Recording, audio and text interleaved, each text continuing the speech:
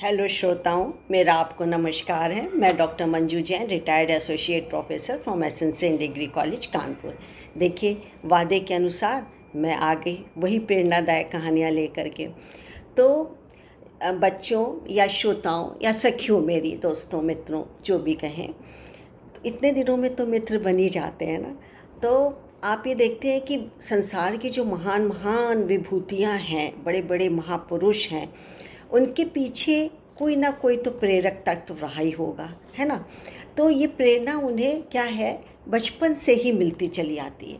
और सच पूछिए तो ये प्रेरक दायक कहानी जो होती है या सीख देने वाली कहानी होती है, कभी कभी हमको पतन या पाप के रास्ते से हटा देती है। क्योंकि हमें बचपन की सुनी हुई बात, और जब हम बड़े होके हम जब अपने दोस्तों के साथ रहते हैं, मित्रों के साथ रहते हैं, या सेकेंडरी ग्रुप में रह के हम जॉब करते हैं, कहीं बिजनेस करते हैं, तो उसमें कभी कभी विपरीत दशाएं आ जाती हैं।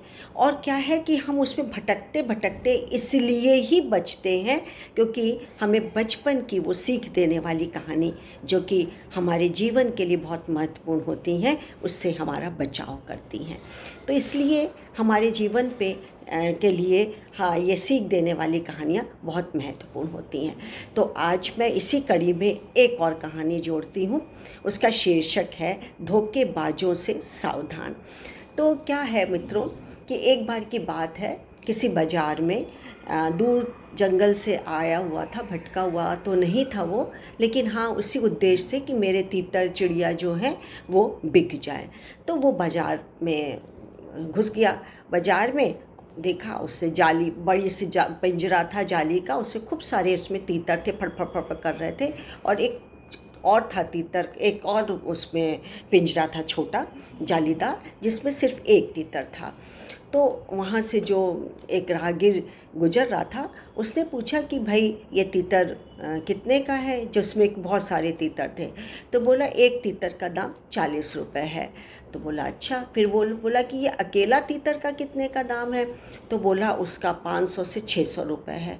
बोला 500 से 6 रुपये, भाई 50 रुपये से 100 करो, 150 करो, इकट्ठा तुमने 500 600। बोले झकझक मत करो, तीतर वाला बोला, तो मैं देता ही नहीं हूँ ये तीतर को, लेकिन यदि तुमको लेना है तो आखिरी दाम यही है कि 500 में मैं तुमको दे दूँगा।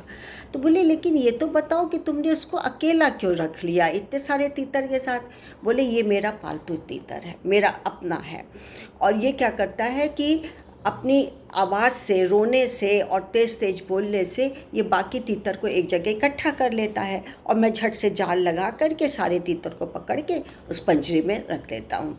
और ये इतने सारे जो तीतर देख रहे हो ना, ये सब इसी के फंसाए हुए हैं, और ये मेरे बड़ा काम का, तो मैं इसको अलग रखता हूँ। जब ज़रूरत होती, मुझे जंगल में जाना होता है या अधिक तीतर की आवश्यकता होती है, तो ये अपनी आवाज़ में खूब तेज़ बोलता है, चीखता है, सारे तीतर इकट्ठा हो जाते हैं, मैं पकड़ लेता हूँ। और मैं इसकी खास सेवा करता हूँ, अच्छा खाना भी देता हूँ, अच्छे तरीके से रखता भी हूँ इसको, अपने पास ही मैं कमरे में सुलाता भी हूँ इसको, वगैरह वगैरह।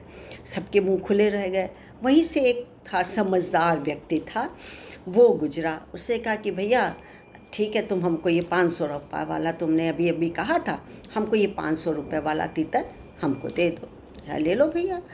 अब भैया उसने तो ले लिया तीतर, और तीतर को सरे बाजार में, जो 500 रुपये वाला था, जो अकेला रहता था, उसकी गर्दन, ओ बाबा मुझे तो सोच के डर लगता है, एक बार गर्दन मुराड़ी अलग हो गई धड़ से और वहीं फेंक दिया।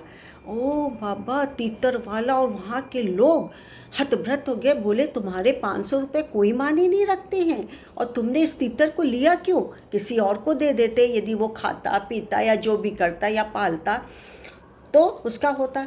तो बोले कि समझ में नहीं आया आप लोगों को, मैं अब आपसे, कहानी ख़त्म हो गई। अब क्या उसका उत्तर था, और मेरे ख्याल से हर श्रोताओं का, आप जो सुनने वाले हों, सबका एक ही आंसर होगा, धोखेबाजों से सावधान। आप कहेंगे यहाँ धोखेबाजी की क्या बात हो गई। हाँ, उसने जवाब दिया जिसने ख़रीदा था और सरेआम उसको गर्दन मरोड़ दी थी। उसने कहा कि ऐसे दगाबाजों को ज़िंदा रहने का कोई हक ही नहीं है, जो अपने फ़ायदे के लिए, मुनाफे के लिए समाज को, और समाज में क्या, अपने ही जाति के, प्रजाति के लोगों को फंसाने का काम करे और अपने ही लोगों को धोखा दे रहा हो। ऐसे तो दुनिया चल चुकी, सब लोग खाली एक दूसरे की गर्दन ही काटते रहेंगे। यानी मुंह में राम बगल में छुरी, वाह क्या, कितना खराब काम है ये। और ये तो सरासर नमक हरामी हो गई। ये तो आस्तीन का सांप निकल गया का पूरा, जो कि अपने ही मित्रों को फंसा रहा है और अपने अच्छे भोजन के लिए, अपने अच्छे रहने के लिए अलग रहता है और दूसरों की गर्दन को फंसाता है। आज इसका काम है। समाज में ऐसे लोगों का ही जीना बेकार है।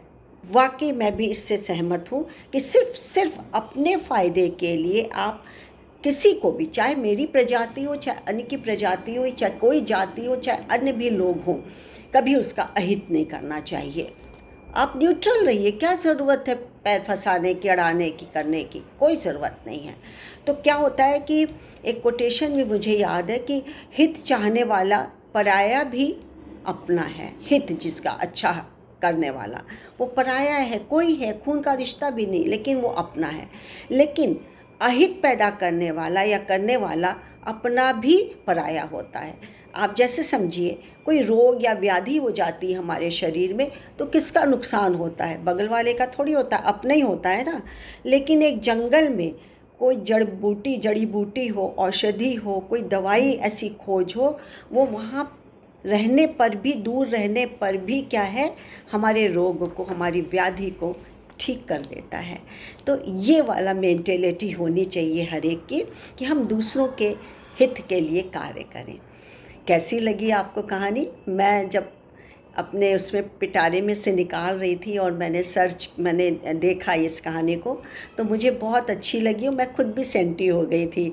लेकिन चलिए, आपको अच्छी लगी हो तो लाइक और शेयर करिएगा। आज के लिए मुझे इजाज़त दीजिए। नमस्कार। Thank you.